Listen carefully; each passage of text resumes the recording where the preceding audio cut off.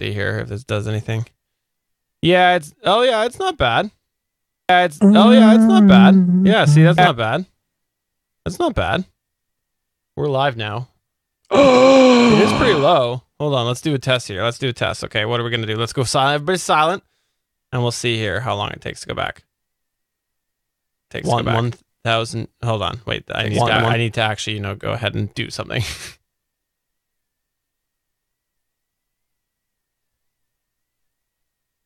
1,000 to 1,000 to 1.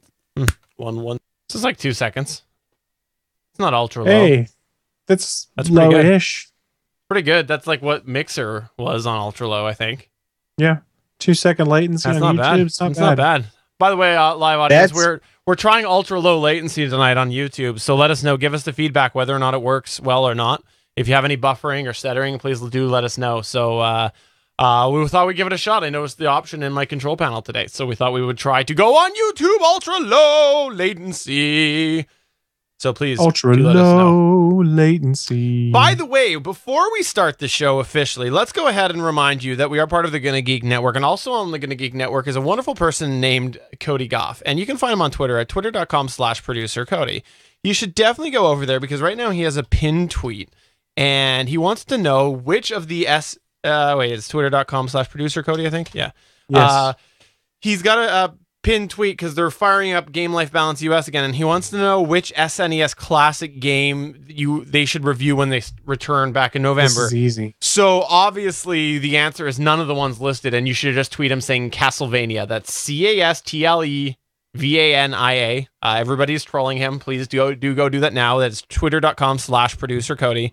And go ahead and troll him, reply to his thing saying Castlevania.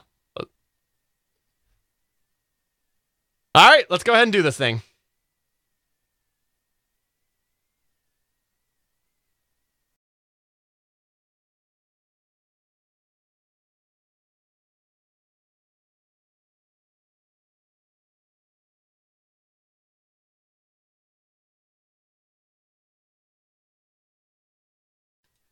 Is this one okay? Yep. Is this one okay? Yep, that one's okay. Is this one okay? Yep, that one's okay. This one's okay. That one's okay. We're all okay. I'm Alan Grisby from the Strange and Unusual podcast, a proud member of the Gonna Geek Network, just like the show you're listening to now. The opinions expressed are those of each individual host. Check out all the other podcasts at GonnaGeekNetwork.com and get ready because geekiness begins in 3, 2, 1. This is it. The part of your week where you get to put your headphones on, relax, and listen to a bunch of geeks geek out about geeky things. They're passionate. As a Canadian, I will say that more than likely, I'm just going to get screwed another way. That's the way it always works. They're knowledgeable. Maybe that's where life began, on MU-69. We don't know. And sometimes they're a bit angry. Skype, I'm breaking up with you. It's not me. It's totally you. Gonna Geek Productions presents the official GonnaGeek.com show.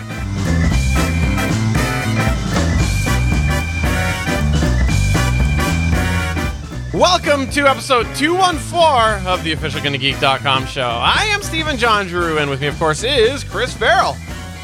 This is 213 more episodes than I ever thought we'd do. Well, for me, it's 214 more than I thought we'd ever do.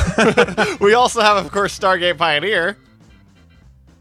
It's fun, and guess what, guys? I was at the hardware store on the way home getting some glue to fix some furniture, and as I was approaching the big box store, guess what wheeled out? A Christmas tree in a box. Yes, it is Christmas season in the stores. No, bad stores. Bad stores. Okay, so here's the interesting thing is I actually bought Christmas lights today. And the reason why I actually wasn't planning on it because I wasn't putting up my lights for a little bit, but I was at Costco and the ones that match the lights that I have now, I'm anticipating a couple dead strands as you always do. Costco had only like 15 boxes left of them. So was I going to wait and then not have mismatching lights? No. So I bought some today. So there you go.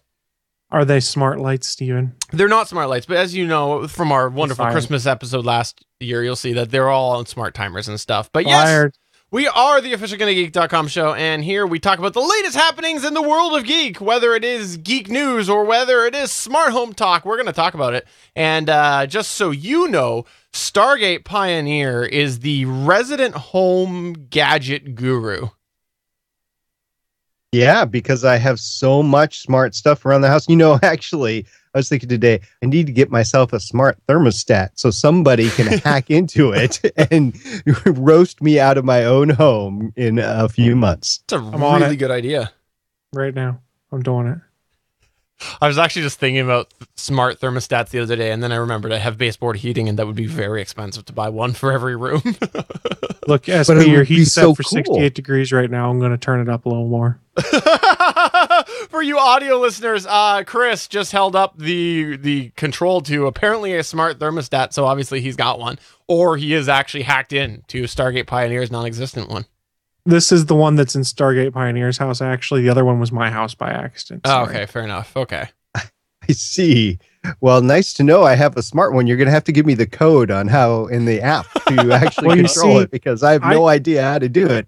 I snuck into your house and spliced it inside the wall so no one would ever know about it, just to screw with you. That's how committed I am to this bit. So, wow, that is very committed, because it's actually the wall that the thermostat is in a main area, and I would definitely notice the hole cut in the wall. It's actually, I went to your utility closet and I installed it just past where you can see. There's another line that goes up to your thermostat, but that's just trickery.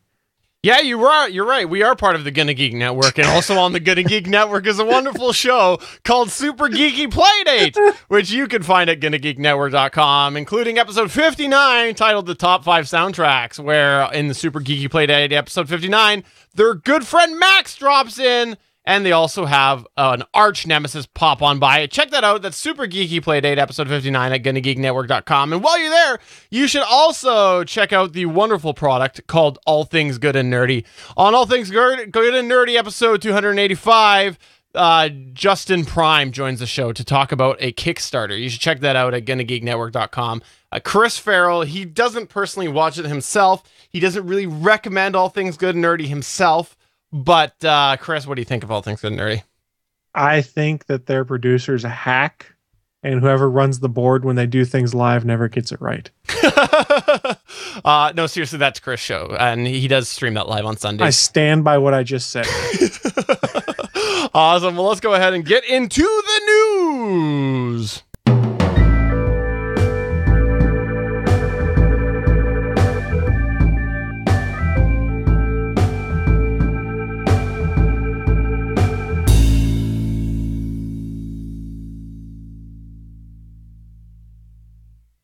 In this week's news, we're going to go ahead and start off with some awesome news if you like to video game, especially like late 90s video gaming, right, Chris? That's right. We're going to talk about Cody Goff's favorite game, Castlevania, and why he should review it on Game Life Balance US when they return. Oh, no, wait.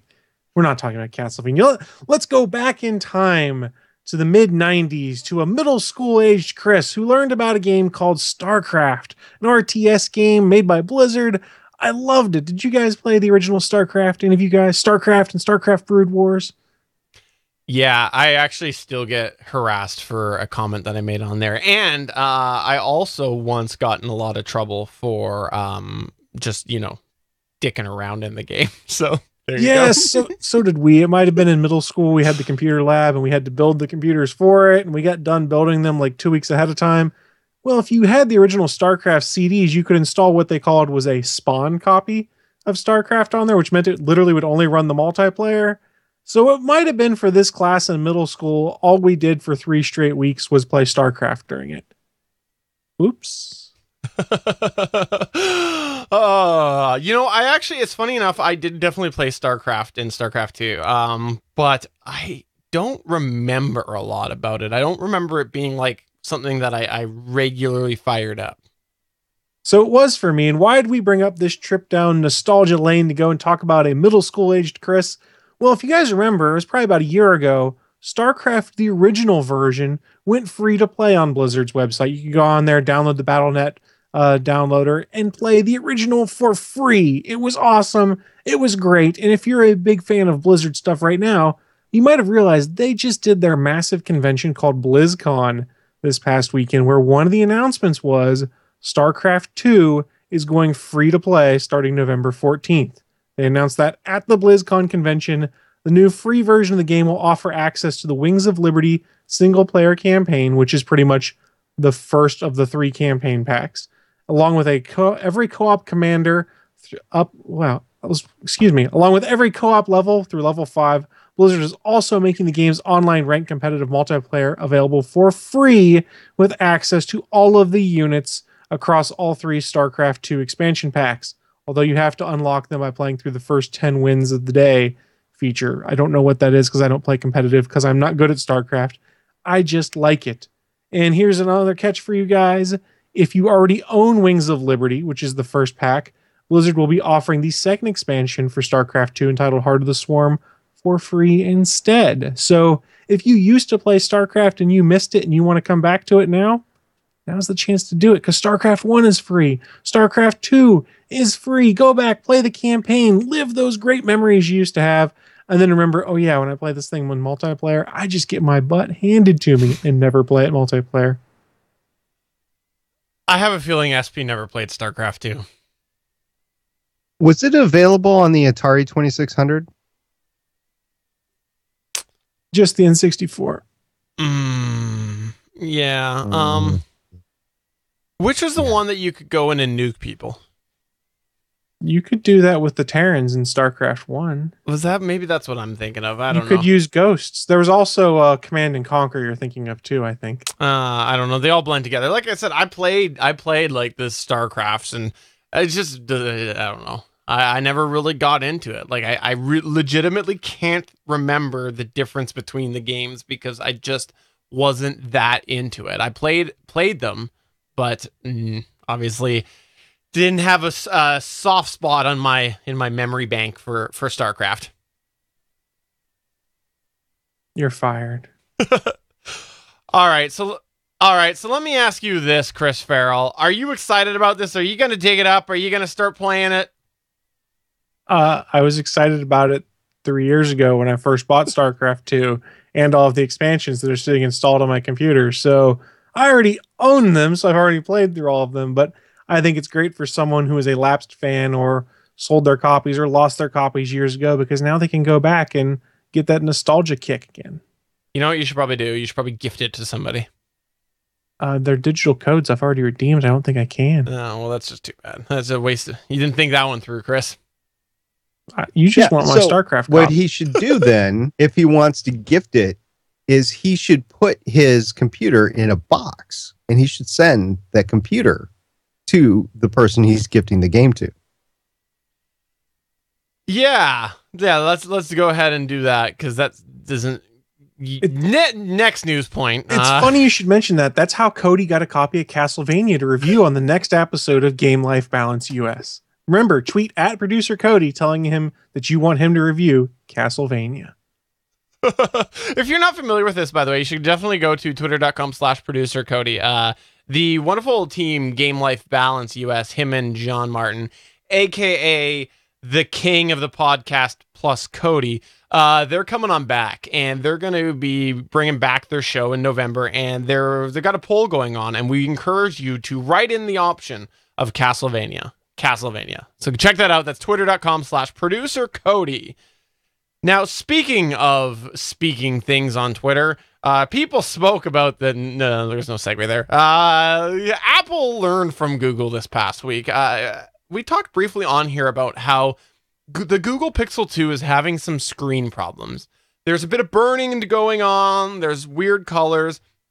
A lot of these traits are absolutely related to OLED screens, OLED screens. Now, obviously, they seem a little bit more extreme on the Pixel, but if you look at OLED, that's one of the reasons why apparently Apple hasn't gone to these screen types yet, because there are sometimes these problems where it burns in and then sometimes off axis, the color will be a little bit odd. Now, the iPhone 10 is one that has gone to OLED, if you're not familiar with it. So it's a new type of screen for Apple. And after the Pixel 2 problems that have come out, Apple has definitely smartened up, and they've actually put out a bit of a warning to people, just a little word to the wise about the iPhone 10. What they did was they posted this document that essentially tells people about these problems. They outlined the risk of possible burn-in on the iPhone 10. You can check this article out at geeks.link/burn. Geeks.link/burn. And what they say is, if you look at OLED displays off angle, you might notice slight shifts in color and hue. This is a characteristic of OLED and is normal behavior. With extended long-term use, OLED displays can also show slight visual changes. This is also expected behavior and can include, quote, image persistence, end quote, or, quote, burn-in, where the display shows a faint remnant of an image even after a new image appears. So definitely Apple has gotten ahead of this, because the last thing they want is another gate on their fingers, on their hands. And I think that this is definitely a smart move of theirs, because the reality is that the whole OLED screen is new to the Apple fan base. And so for them to get ahead of this and make sure that they are actually putting a bit of a warning in, I think is a smart move, especially given the Pixel 2 problems. So I got to say kudos to Apple for doing this. I think that it is a good educational piece, and it's problems that they just can't overcome because everybody has them. Welcome to Android 3 years ago. 4 years ago, even. So I saw a interesting review of the iPhone X, and I just didn't see anything with it that said, "Oh, you got to have that over the iPhone 8 Plus," even with the supposed larger screen. I'm sorry, the top has that notch in it, and it just doesn't look. I know it is, but it doesn't look like a larger screen. So I'm like, why would I pay more money? Why would I wait longer for my phone? Why would I do it? And the phone is going to be old technology in 10 months. Yeah, no, absolutely. Oh, sorry. Apparently I put that over your face. Say the phone is going to be new old technology, and I'll edit that. The phone is going to be old technology in 10 months. There's going to be something better available in 10 months, even if it's just marginally available. It's going to be better. Matter of fact, the iPhone, I don't know what they're going to call it, 11, 9, whatever, plus, will probably be better than the iPhone X right now, iPhone 10, whatever you want to call it. And yeah, I'm sorry, guys. No, it's not worth it. I don't think the iPhone 8 Plus is worth all the money it's worth. So yeah, if you are tight on a budget, I think the iPhone 7 is just fine for you. Here's the thing with cell phones anymore. Better is so freaking subjective now. We're past the point where, like, between a generation of cell phones, you see massive changes in improvement in battery, improvement in processor. Everything is such an incremental upgrade now. That's why they start going to like the curved screens, because that was a way to try and make it differentiate, to make people want to upgrade. Steven's been asking me for a while, "Chris, when are you going to upgrade to a different phone?" Because it's the mental exercise I always do. What's the next phone I want? And you know what? I got a Pixel 2, a Nexus 6P right here. I've had it for a year and a half. It's a 2 or 3 year old phone. It works just fine for everything I want to do. Yeah, it stutters every once in a while. Yeah, the camera's a little slow, but I paid $400 for it a year and a half ago, and it's doing everything I need it to right now. When the battery starts to crap out or something like that, maybe I'll go and change things. But the cell phone life cycle is to the point now where, unless you're really just a tech enthusiast, there's really no reason to upgrade every year. You probably don't even have to upgrade every 2 years, depending on what you're rolling with right now. So just get what looks like fun to you. We've talked about it before. I ran 3 years between upgrades. I had a 6 Plus. I'm at an 8 Plus now. It was worth the wait. I got the 256 in storage. Okay. But I also paid a heck of a lot more than I probably should have. So back to your news point, though, with the OLED displays. Yeah, that's one of the reasons why the iPhone 10 is so expensive, is the had to go through so many rejected screens, and the production rate was a lot lower in order to get what they're getting, which isn't even meeting demand. The last I heard, it was at least 5 weeks between order and when one was expected to ship, and I bet you that's even gotten bigger. Well, that being said, the iPhone 10 screen is gorgeous. Samsung makes beautiful OLED screens. You can even look at the Pixel 2. Notice I said 2, not XL, which has a Samsung screen and looks awesome. The lesson learned here is if you want a good OLED screen, pay the money to Samsung. Don't go and get the LG OLED screen. Google invested a bunch of money in them to crank out OLED screens, and the Pixel 2 XL screen just does not meet up with what the Samsung version is. That's all there is to it.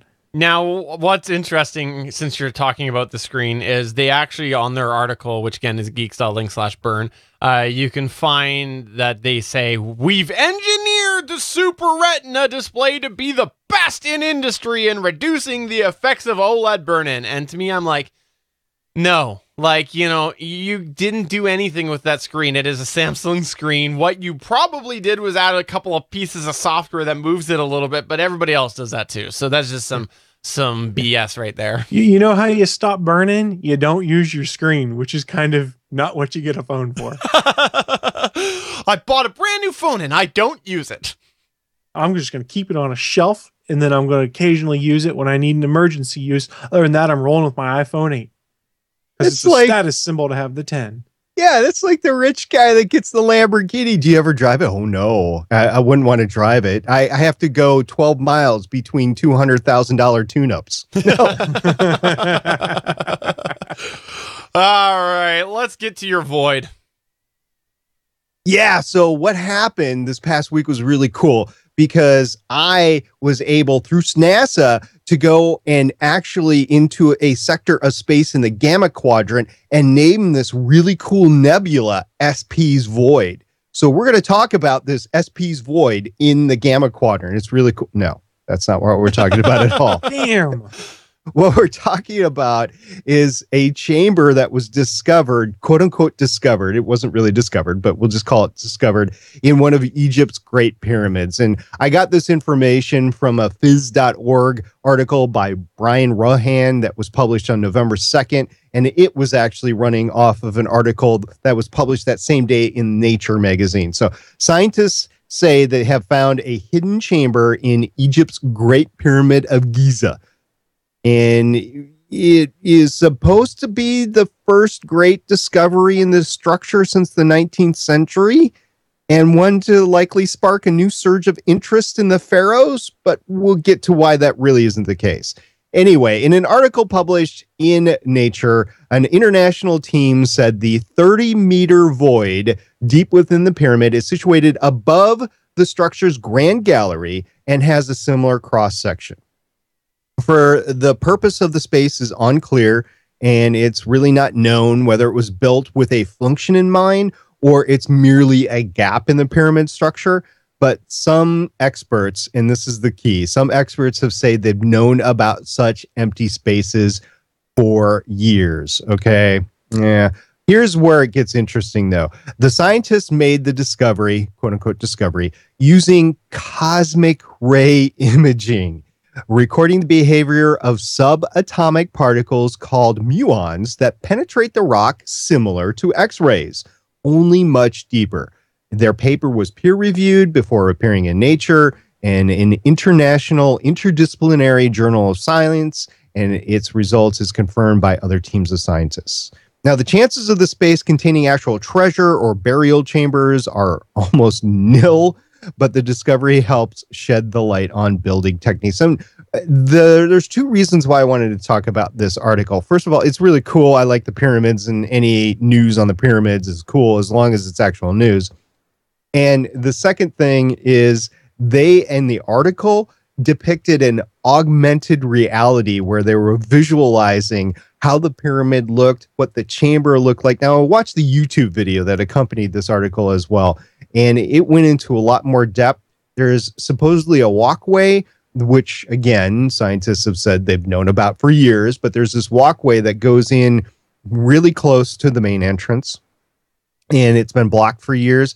And the walkway stops about, I want to say 30 meters in. And then at least the imaging does. But then they've got this imaging of this grand chamber. Now, apparently, they have had access to something for a while. So what they're going to do is they're going to penetrate the small opening with new robots, new exploratory robots, to see exactly what is in this void, this expanse within the pyramid. So it's all going to be great.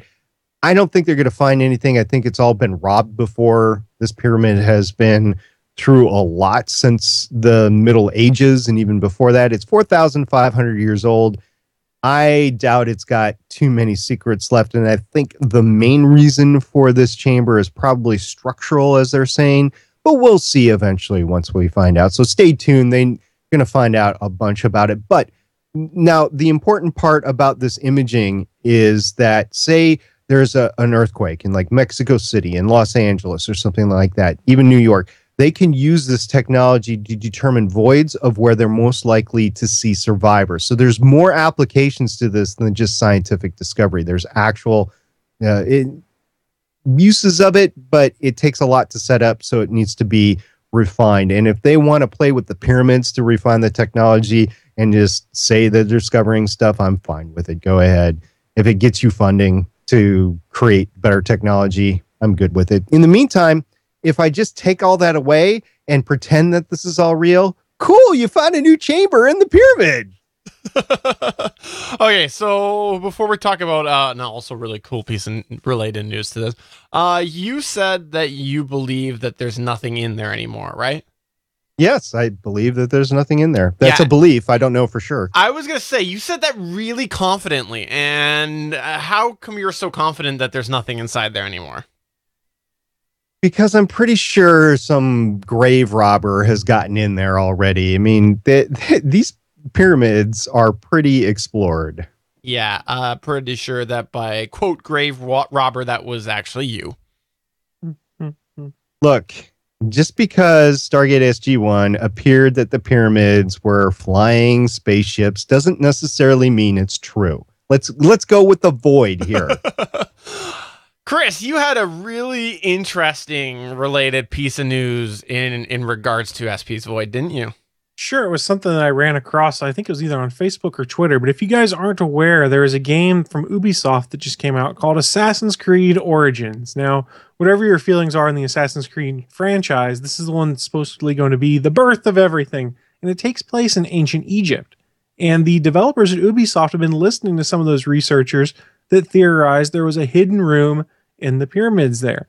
And they've actually already put the hidden room in the pyramids in the game. Like when the game shipped, there was a hidden room that kind of correlated to pretty much where this room was found to be. So I just thought that was kind of cool that it's already in the game that's set in ancient Egypt. Yeah, and I think that kind of actually goes to prove a little bit that the whole basis for this news point, the recent big articles that have been coming out, are kind of overhyped. You know, obviously they're just, somebody discovered this and really ended up just putting it out there now and making kind of a news story where there isn't one, because I'm guessing that Ubisoft knew about this long before this article. So I think it's cool, but it obviously is a discovery that isn't as fresh as these articles are making us think that it is. Yeah, I think the real story here, again, is the use of cosmic ray imaging to detect voids in hard rock. So it could be useful in mining. I said rescue operations before, but there's a whole bunch of uses for this. So it is not without merit, but to make this cool and to sell the research, I can see why they're saying, ooh, look at the stuff we found in the pyramids. Which SP has already robbed. Look, just because we took the Stargate out. All right, and moving on to our extra news story. This first news point is fantastic. Let's be honest. We've been arguing for a while about Twitter characters. We've been talking about whether it should be the 160 characters it is now, or it should go all the way up to the 280 that some people, the elite people, are getting to use. Well, a couple of Twitter users decided that 280 wasn't enough, and instead they should probably tweet 35,000 character tweets. Yeah, that's right. There's two people who legitimately found a way to manipulate the system and tweet out a 35,000 character tweet. I love this. It's fantastic. They actually, of course, did end up getting blocked and taken down from Twitter. They are back online now, and apparently they fully admit that they will continue to try to find Twitter vulnerabilities. And I think that that's actually pretty good, because obviously if they got back online, they must have worked out something backroom with Twitter to look for vulnerabilities. And yeah, what it ultimately came down to is they found an exposure within the way that within links on Twitter work, so that's how they were able to get around the character limit, and were able to tweet a 35,000 character tweet. That's crazy. That tweet's taken down now, by the way, but if you want to go ahead and check that out, just search for 35,000, and I'm sure it'll come right up. But yeah, you can see some screenshots of it. It's pretty crazy. So if you want to get a sense of how big 35,000 characters is, yeah, it's about 1/100th of the Bible. Oh, that's awesome. That's really great. The next extra news point that we have is one that I have a feeling that SP is just going to sit up a little straighter, brush off his shoulders a little bit, and it comes out of the Android world. Last week, over 1 million people downloaded a fake WhatsApp messenger. If you're not familiar with this, the Android store has kind of become notorious for this, where people have been skirting the system and coming up with fake versions of the apps by manipulating characters. They go and they use special characters, essentially, or spaces. And yeah, apparently somebody did this with WhatsApp. This is the largest fake download that's come out of the App Store, and apparently it was over 1 million people. Now, that seemed pretty high to me, but apparently that was the case. Over 1 million in the course of a week with a fake WhatsApp before they pulled it down. It's still, as I read this news point, seems very high to me. But in any case, I hope they figure this out. This is really frustrating to see that this was possible to be downloaded that much, because you never know, right? Like, what if it was something that had more secure information, like banking? It's not good. There's tons of examples of this, and there's going to be even more and more of this occurring. Cell phones have been, I won't say immune to viruses, but they haven't been the target of viruses that much until lately. It was get a Mac. There's no viruses for the Mac. Well, that's just because most hackers were playing in the Windows world. Now, I don't think anything is safe. I think there's just too many hackers out there in the world trying to exploit anything they can get their hands on.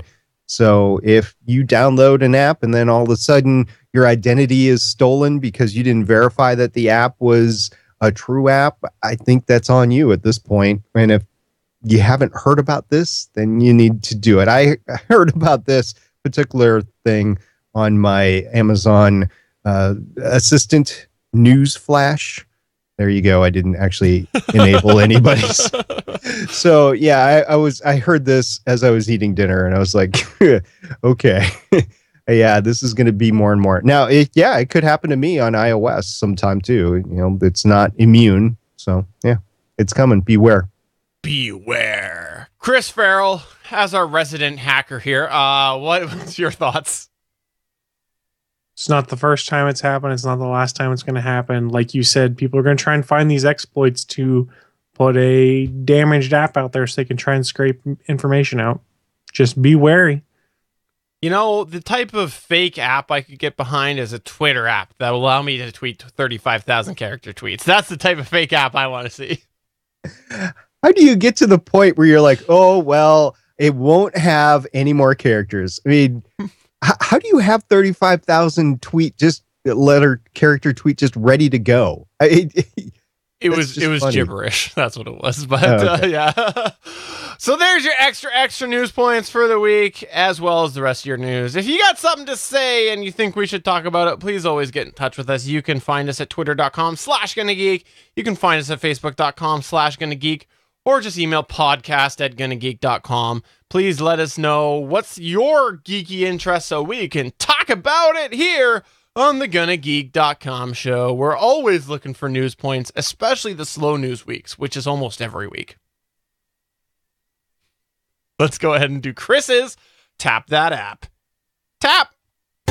While you may know that Chris loves phones, tablets, and other gadgets, did you know that he's also a master tap dancer?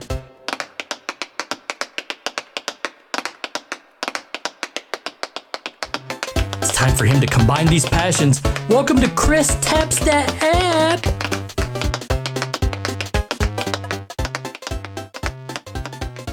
I like it when I get to dance for you guys. We all picture you on the stage, by the way.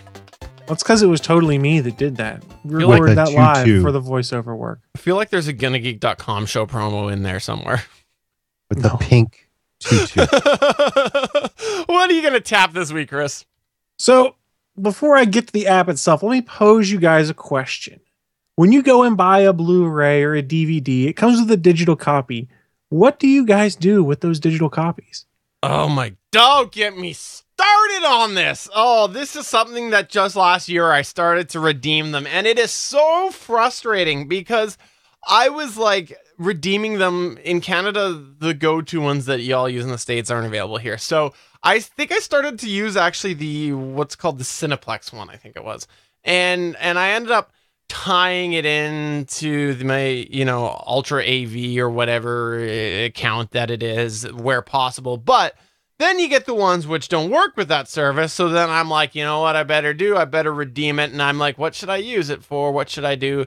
And I found another service that did it. And then I have my brother who's an Apple user saying, look, I'm an Apple user. Well, he was at the time. I'm an Apple user. And I redeem it on Google Play because it's just so convenient because it's on my desktop. It's everywhere. So I started doing that. So I have a library full of a whole bunch of different places that my movies are spread out. And now I just redeemed one last week, Wonder Woman. And I'm like, I did it on Google Play, but should I have done it on Apple TV because of the free up to 4K later down the road? And anyways, it's just frustrating because my movies are everywhere because they're digital. There's my rant. Steven, So SP, what do you do? are you going to have to buy the White Album again?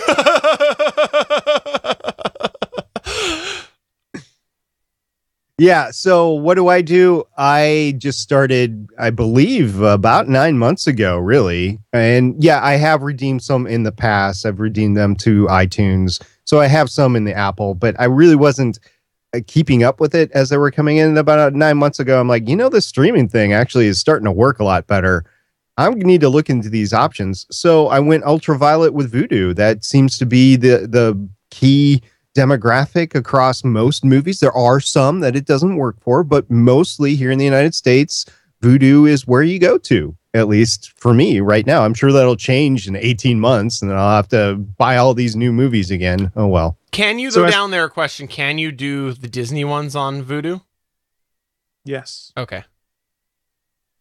You can do Disney movies. So like SP, I use Vudu primarily for things, partly because I figured it's one that would have a bit more sticking power, because if you didn't know, Walmart owns Vudu. That's why I kind of went, this one's got a bit of a chance of sticking around. They've put out a free tier of free movies and stuff people can watch with ads. So I felt a little safer there. I used the ultraviolet redemption capability they have in there, which allowed me to share movies in some places. Now, about a year ago, I found out about a service that Walt Disney put out. It was called Disney Movies Anywhere. So that when you redeemed a Disney movie on Vudu or on iTunes or on Amazon or something like that, if you synced your accounts with Disney Movies Anywhere, those movies showed up everywhere. So if I redeemed it on Vudu, it would also show up on Amazon and Google Play and things like that. So all of the Marvel movies were like that. All of the Star Wars movies, with the exception of A New Hope, were like that. It was great. It was convenient. And then I could just use the Vudu app on my Rokus, on my Android TV, on my tablets, on my phones to watch all of my movies. It made things simple. But then I got an email early October that said, hey, Disney Movies Anywhere is shutting down. And I went, no! I had my own little moment of rage there. But it's okay. In its place, they put together a new app that they called Movies Anywhere that launched on October 17th. And that's what I want to talk to you guys about today. Movies Anywhere is an app/service that takes all of your movies you've bought with Amazon, with Google Play, with Vudu, with iTunes, and puts them all in one place. Meaning if I've bought a bunch of movies on iTunes like Steven has, but then I bought a few things on Google Play, I can use this one app to view all of my movies through one place, and it syncs them across all of these platforms too. So where this gets interesting is Movies Anywhere, created by Disney.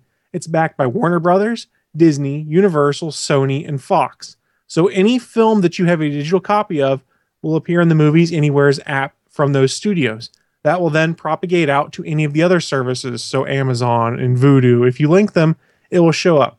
Paramount, Lionsgate, MGM, and United Artists, they're the biggest holdouts right now. That means no Godfather, no Indiana Jones, no Hunger Games, no old school James Bond movies. You can't redeem them and have them work through Movies Anywhere and appear on any of these locations. But that being said, Disney has said that Movies Anywhere is designed to be an open platform, so any studio that's currently not on board can join later once they iron out some licensing deals. So it's a pretty sweet perk there to be like, hey, I can make it so I can view all of these movies that I've bought through all these different services in one place. And here's an even better perk that they put out there. You know me, I like free stuff. I like free stuff a lot. When Movies Anywhere launched, and this promo is still going, if you linked all of your accounts, your iTunes, your Apple, your Vudu, your Google Play, they gave you 5 movies for free. Here's the 5 movies they gave you. Some of them good, some of them, yeah. First one, the 2016 Ghostbusters reboot, the Lego Movie, the latest Jason Bourne, Ice Age, and Big Hero 6. You link your accounts to Movies Anywhere, you got those movies for free. In HD. I like free stuff. I linked my services in there. So here's one of the catches with Movies Anywhere, though. This is only ever going to be movies. There are no plans to do any cross-linking of TV shows. So if you've bought TV shows on Amazon or on Vudu or on Google Play, they will not work through this cross-play service. That's a bummer, because I bought The Expanse Season 1 and Season 2 on Vudu. I wager the licensing is even more difficult because you've got, instead of like a big 8 movie studios or whatever, you've got all the different TV production houses you'd have to iron out. Yeah, I can definitely see that, because it's not just... Well, I mean, some of these places aren't even owned by any of these... the TV stations aren't owned by any of these major studios. So, yeah. Right. So let's get into the apps here, because that's what this segment's all about. It's all about tapping that app. So if I want to use the Movies Anywhere app to watch movies, well, what devices does it work on? Well, here's the good news. It's on most of the major devices out there.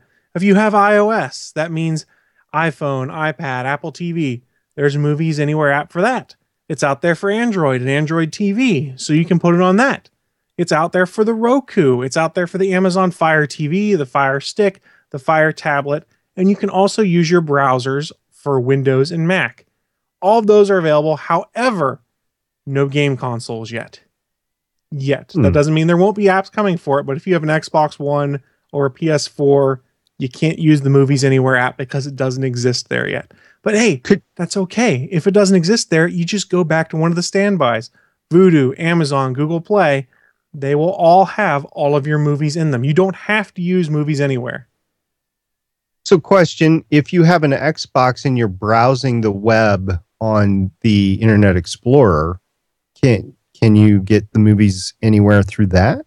I didn't try it. My guess is you have to install a plugin of some kind, be it Silverlight or Flash or something like that. And I don't know whether it would let you do that on an Xbox or a PlayStation. I honestly didn't try it. I will go back and try and do that later. Now, they did say one of the cool things I found out about with all this syncing across devices is using the Movies Anywhere app, you can't watch anything in 4K. You can't watch anything 3D, anything like that. However, we have all these links in other services. So remember, iTunes is doing a bunch of upgrades of your stuff to 4K. There are people that are reporting there's movies they've bought in iTunes they got the 4K upgrade to, and they could watch in 4K on Vudu as well. So it looks like in some cases this 4K upgrade is crossing services also. Now, I haven't seen any reports of someone buying an HD movie in Vudu and getting the 4K version of it in iTunes if they played through that store. So I haven't seen much on that yet. Not to say it couldn't happen. I am so frustrated with digital, and like this is You're gonna get more frustrated as I go on, Steven. it's so like it sounds so good on the surface, but like the reason I never used the Voodoo was because we don't have it up here. So like I don't even think like this stuff's never gonna come to Canada. Continue. So we'll continue. Only a few more points I had left. If you use the Movies Anywhere app to play back movies, it's going to sync your progress across those devices. So if I started to watch a movie on my Android TV and I turned it off and I went upstairs to go finish it on my Roku, it's going to pick up right where I left off. That's a pretty cool feature, but again, nothing different from what you haven't seen already in Google Play and Amazon and all of those other things. You also have the capability to do offline viewing. 8 devices can download a maximum of can download videos and keep them for a 12-month period. It'll stay over a 12-month period, rolling 12-month period. Excuse me, I couldn't read my own notes there. However, you can only have it for 90 days offline at a time. You have to connect to the internet every 90 days, or it's going to expire your downloads. One last thing I did find that was really cool in the app before I get into some of the catches on it. If you're using the web or you're using any of the services and you want to buy a movie through Movies Anywhere, it's going to bring up the storefront for all of these different services. And while that sounds cool on paper, it's not exactly cool in practice because it doesn't show you the prices in any of these services. So you can't price match or price compare between Amazon and Vudu and iTunes. You have to click a link and it takes you to the store. You see the price in that respective store and then decide to buy. So comparison shopping, not so great. And if you use Movies Anywhere on the iOS side of the house, you only get the ability to buy movies from iTunes because of the Apple Store requirements that Apple gets a 30% cut of any transactions to go through it. So they limit it to only Apple Store transactions through Movies Anywhere on iOS. I guess technically that's a catch. That is. I think that's a catch. Yeah, so let's get into the catches on this app, the things that might trip you up a little bit, that might make you go, oh, I don't know if I want to do this. So the first one, you get a maximum of 4 streams running at one time, so long as all of your viewers are watching different films. So if you have 4 TVs in your house that are streaming off of Movies Anywhere, you're okay. If you had a 5th TV and you wanted to watch something that's on there, just load up one of the other apps, and that gets you around that limitation of 4 consecutive or simultaneous streams. Another catch, you can only get 2 simultaneous streams of the same movie per account. So if Steven and I both wanted to watch Star Wars and we were in different rooms of the house, and SP did also, he's hosed. It's not going to work. You'd have to go into Vudu or iTunes to watch it there. That's okay. I know you said that's a catch, but I actually think that's okay. Like, I think 4 is quite reasonable, and 2 of the same movie is very, very reasonable. It depends on how many people are in your family or how many people have access to your account. Now, I'll go back to family. So if you have a big family, you have like 5 kids, this could become an issue. Yeah, but here's the thing about that is you got to remember that before any of this digital streaming, you would have physically had to pass the disc. And that's why I think it's totally acceptable. And remember, there is a workaround. Yeah, that's true. You would have bought multiple discs, just like if you bought multiple discs, you all could have these on your own account and watch as much as you want. And remember, there's a constant workaround here that is, if you're using too many streams of Movies Anywhere, just use one of the apps that it's syncing with, and that gets you around that limitation. So theoretically, you could then have another 4 streams going if you had 1 stream going out of the other services each. So it's not terrible. A couple more catches. Right now, like I said above, not all studios on board. So you have like MGM, United Artists, Lionsgate. They're not on board yet. They might sign a deal and do that. So right now, if you bought the Hunger Games movies or redeemed them through Vudu, that's not going to show up in Movies Anywhere or any of the apps that you link it with. 2 more notes I got for you guys. It's gotten better, but it still could take anywhere from 1 to 3 hours, it seems like, for movies to cross-propagate between services. So don't get anxious if Star Wars isn't showing up immediately once you link your Google Play account in. It takes a little bit of time for everything to trickle down. It's a little slow. And it seems like Vudu might be the slowest connection to be made based off the reports I've been reading. And finally, the one Steven's not going to like. Here's the legalese. Here's the catch. Movies Anywhere is only available to residents of the United States who are 13 and older. However, once registered from a US-based IP address, users should be able to then access the features internationally. So, Steven, there's your loophole. I see. No, he didn't hear you. He didn't you even know hear what? the loophole I gave him. No, he didn't hear the loophole. Yeah. So they get a great prime minister, but it sucks for them to stream just about anything except for Corner Gas. I bet you Corner Gas is better. That's true. Okay, so during your segment here, you reminded me. This is I'm going to go back to my frustration until we're done this whole segment. I literally made a spreadsheet to catalog where my different movies were redeemed, and I looked, and one of my columns that I had was a place called Cinema Now. Guess what? I just found out it doesn't exist anymore. Did it get rolled into something else? No, but it was tied into the Ultraviolet service. I don't know if you have that down there, and that is a bit of a syncing service. So like, I just looked and like all the stuff that was. I'm sure I redeemed a couple of them in there, and they are showing on like Flickster and also just in my Ultraviolet library. Most of the movies that I redeem through Ultraviolet, and then choose the Vudu option from there. So they are synced to Ultraviolet, but I choose to watch them through Vudu. This is the only frame of reference I have for a service like this is comic books. And it's a system that was worked out a couple years ago, continues to evolve, where Comixology is actually linked to different things. Now, Comixology is owned by Amazon, so you can buy comics on Comixology or through Amazon, and those are linked. Marvel has linked their comics, not Marvel Unlimited, but the Marvel comics that you actually buy through their service is linked into Comixology, and now DC Comics, Warner Brothers, DC Comics is now linked to Comixology as well. So Comixology is a central point where you can get all your comics. This is very similar to that, and I know they're separate entities, but I think we're going to see more and more of this one portal to get all of your electronic content.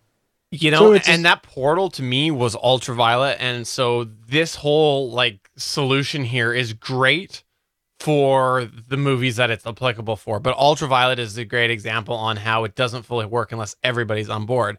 Because Ultraviolet, I couldn't do that with any of my Disney stuff, and that's all my stuff that is sitting there on Google Play. All the other stuff is syncable, so when like that Cinema Now thing happened, I'm still set. But if I have Google Play movies go away tomorrow, I'm losing a ton of titles. I think you're relatively safe there, but yes, that is an accurate thing. And I think that Movies Anywhere is Disney's play to be like, look, Ultraviolet's a pain in the butt for a lot of people to figure out to get syncing properly. Let's just get these agreements in place so that if I redeem one movie in one place, it's going to show up in any of these stores, and make it so you can buy movies through these respective stores by going through our app. It's an interesting play, and I think it's a lot simpler than sticking to the Ultraviolet method for doing things. And Steven, there is a loophole. Next time you're on vacation in the United States, you can set up your Movies Anywhere account here, and then it will work internationally. You just have to register from a US IP. You're good. We've got you. You're covered. Awesome. Can I remote into your computer for 10 minutes after the show? Sure, I'll get you into my computer. You can do what you need to. Isn't that the same computer that you shipped off with the StarCraft game in it? Yeah, exactly. In Castlevania. You know, the thing is, though, like, I just don't see why this needed to be made. Like, it's Disney keeping their control is what it is. They're saying you do it our way, and that's the way that it's going to be. And they're trying to make other people who have had a successful run with Ultraviolet. And I don't know. It's just frustrating to me. But I kudos to having more than just one, because if it comes to Canada, yes, I will absolutely support this so that my Disney titles are going between services. They're the ones that I can't go between services, so I will definitely embrace it. Look, Disney got Google, Amazon, and Apple to play nice together. That's a huge win right there. As far as I'm concerned, they did something that's nearly impossible. They got the three of them to go, oh yeah, we can work together on something like this. You know who's really happy about this? Disney stockholders. Almost as happy as they were today to find out about Fox and possibly, them taking and acquiring Fox. Hey, Disney's going to do anything to get those superheroes back, right? Yeah, exactly. But if you didn't catch it out, you should see that it's all in the rumor stages. But yeah, long story short, that there's a strong rumor that Disney has been conducting talks to acquire most of 21st Century Fox. Now, what it boils down to is they're looking at most of the traditional entertainment side of things, not the sports and the news, because they've already got ABC, so they can't legally own two broadcasts. So that's why they're thinking of just looking at the more traditional entertainment and whatnot, not the sports entertainment and news. It's an interesting play in this regard because remember, Disney has the rights to all of the Star Wars movies but one. 20th Century Fox retains the distribution rights for Star Wars A New Hope. So interesting play. And there's the part of me that has a little hope. If this actually happens, that maybe we get the despecialized versions of the original trilogy out on Blu-ray because they have the distribution rights again. That's a whole separate argument. And I've heard arguments on that what is the original movie, because there's like 12 different versions of it. So Fair. Yeah, there is that. Also, don't forget that Fox owns the rights to the Marvel Mutants. So that's another grab that they could make. I don't know what's going to come or not. We wanted to actually talk about this as a main story, but it is all in rumors. I would expect that within the next week or two, whatever is happening is going to firm up, and we will actually take a lot of time to talk about it and all of its ramifications. Yeah. Well, But how I was going to tie it back into your point, though, is that it would be interesting to see how that changes the digital landscape. If they had 20th Century Fox, can you imagine that? Can you imagine what that would do with the sort of stronghold that Disney would have on the way that movies work? Well, yeah, I mean, look who's winning the box office mostly right now. You've got Disney with their animation, with Star Wars, with Marvel. They're making a killing right now. You're having a lot of movies that are not killing, though, now, too. So maybe the savior of the film industry is to actually back off on production and allow some of these big hits to be big hits and not flood the market so much either. This is a whole other discussion to have some other time, too. Absolutely. Yes. Well, thank you very much for that, Chris. We kind of hijacked it at the end, but I, as grumbly as I am about the whole digital movie thing, I am happy to see something coming that allows you to share those Disney movies, because those are definitely the ones that right now I have personal fear about, given that I have two of them with, I think it's Cineplex, and then the rest with Google Play. I'd like to see some cross compatibility there for myself. If you do digital movies, we want to know, how do you best find them? Do you find them managed in one spot, one app? Do you like the ultraviolet thing? Do you like just going to the Apple Store or Google Play? What's your preference? Please do get in touch with us through any of the ways we previously mentioned, or just go to gonnageek.com and let us know, do you digital movie? For me, these have been great on the road when I've just been like, I'd like to watch that. I did that with Rogue One, actually, a few trips back. I decided I felt like watching Rogue One again. Guys, one last thing. I just realized Fox also owns the rights to Deadpool, so you could get Deadpool in the MCU if they bought them. Okay, I hope that we get more information so that we can talk about this in depth. So, but that is going to take us towards the end of the show. Before we wrap up, we'll go around the table and plug and promote and do whatever we'd like to do here. Let's start off with the one and only Stargate Pioneer. Yeah, so the holiday season is upon us, and I just want to plug or promote the fact that if you like feel-good holiday movies, the Hallmark Channel has 21 new holiday films, and 2 of them have already aired, so if you've missed them, I'm sure they'll re-air, but there are 19 more new ones to come. And don't worry, not only 19 of them have Dean Cain as the star. Sweet Superman. Guys, there are a bunch of comic book and sci-fi actors in these movies. You need to check them out. If you want to see your favorite characters in your CW shows, in your sci-fi shows, odds are they've made at least 1, if not 5, Hallmark holiday Christmas movies. Next thing you know, SP is going to tell me to watch the Star Wars holiday special. It's canon. Chris, do you have anything that you want to plug or promote?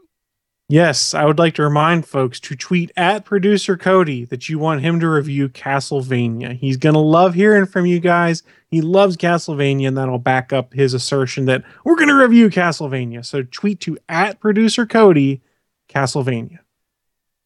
And I'm just going to go ahead and give a special shout out to a few people on the Gonna Geek Network. We had Keith, as well as we had Cody Goff and Jonathan Martin last week participate in Extra Life.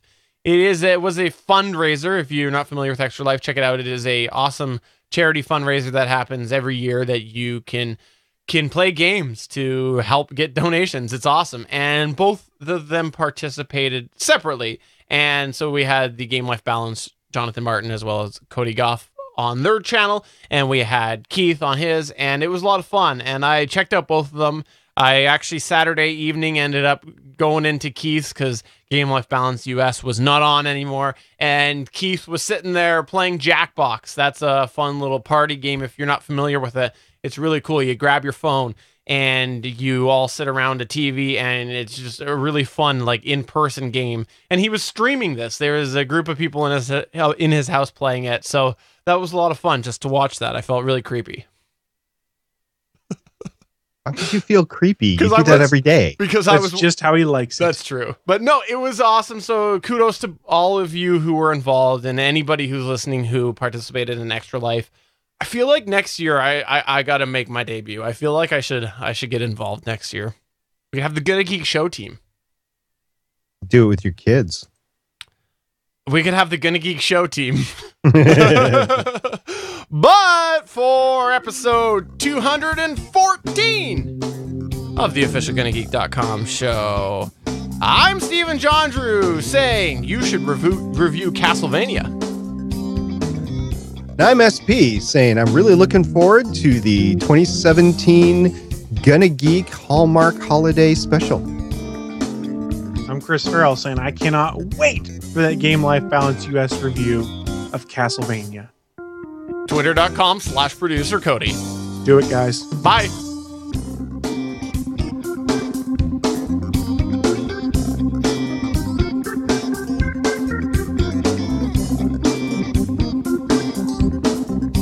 Thanks for checking out another episode of the GonnaGeek.com show. If you enjoyed it, please give us a 5-star review in iTunes or a thumbs up on YouTube. We encourage you to send your feedback by email to show@GonnaGeek.com.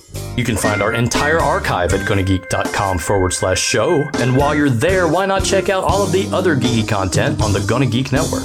Want to chime into our live chat? Join us Mondays at 8:45 p.m. Eastern at www.geeks.live. The music heard on this show is by Kevin MacLeod of Incompetech.com.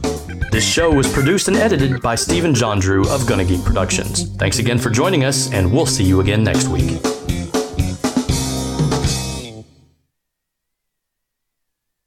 See, I did the Christmas colors because it bugged you earlier. It's not Christmas time. Stop it. Stop it. I'm all for it. Bring it on. No. Watch the Hallmark Channel, Chris. It's calling you. No, it's not. I barely have time to watch the stuff I need to watch for podcasting. One of the dudes from Killjoys was on Saturday night. Seriously, I have a spreadsheet for my digital movies. How ridiculous is that? You know what I have? I have a moviesanywhere.com for my movies and a voodoo.com. You know, really don't care. If it's not The Martian, why would I want to watch it? So what did everybody think, by the way, of the stream? Did it work? Because it was only like a 2-second delay.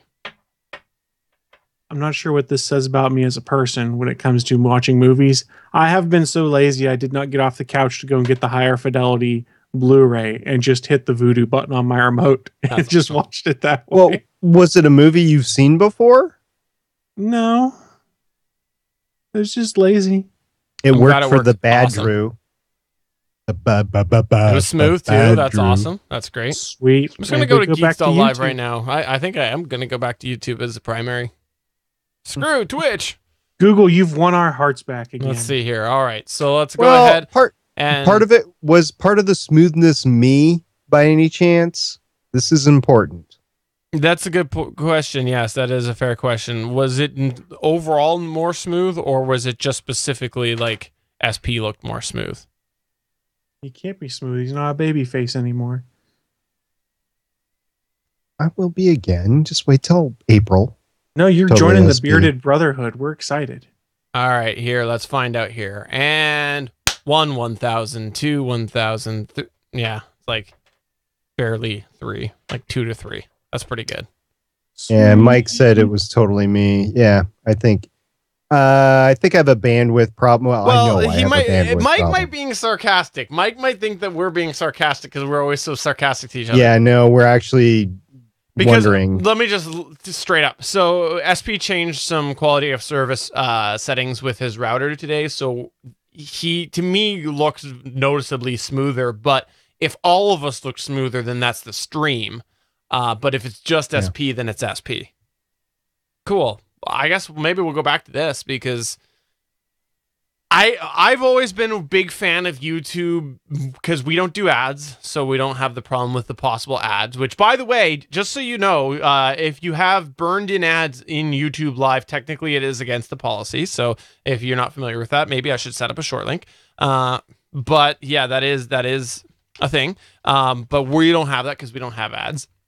And then unless you want to give us some ads, yeah, and then we'll get off YouTube. But I think I like it too from the cross-device compatibility, right? I actually got a tweet while it was going on that somebody was streaming it to their television, and Albert was also, I think, doing it to his TV too.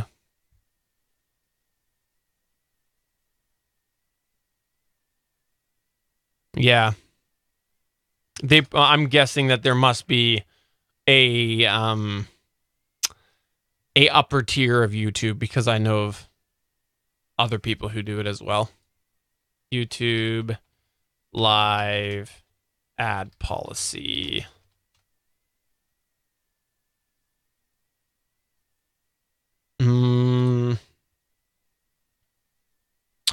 Here we go. Restrictions on live streaming. It is against terms of service or terms of use to include third-party advertisements in live streams. This includes burned-in commercials, brackets, for example, video content from a television feed. So, yeah. I'm guessing, though, there is a certain tier that you become immune to those rules. I'm going to do an ad for YouTube.com. Go to YouTube.com and watch YouTube.com content. Here we go. Geeks, www.geeks.link/YouTube ads, ADS. We'll take you right to the restrictions on live streaming. Your restriction on live streaming. All right. Well, I guess we should go ahead and shut her down. Yep. So thanks, fun, guys. Everyone. Thanks. I'm going to, I think, keep going back to YouTube for a little bit just because 2 to 3 seconds, that's like nothing. That's like nothing. That's like, I think that's... did you do that on purpose? Wait a couple seconds ago. That's like nothing. I should have, yeah. No. Actually, Mixer was still when, Mixer, the FTL or whatever, was still faster because you and I were able to communicate over it when we were testing it. But yes. But the audio quality is not there yet for some reason. 2 to 3, I'm good with that. Oh, yeah. Oh, yeah. Oh, yeah. Bye, guys. All right, thanks, everybody. We're going to go ahead and say goodbye to Mixer. Bye. Goodbye to Facebook Live. Goodbye. This is the exclusive YouTube show. I'm going to share a little secret for you guys right now. Okay, so there was this time that in high school,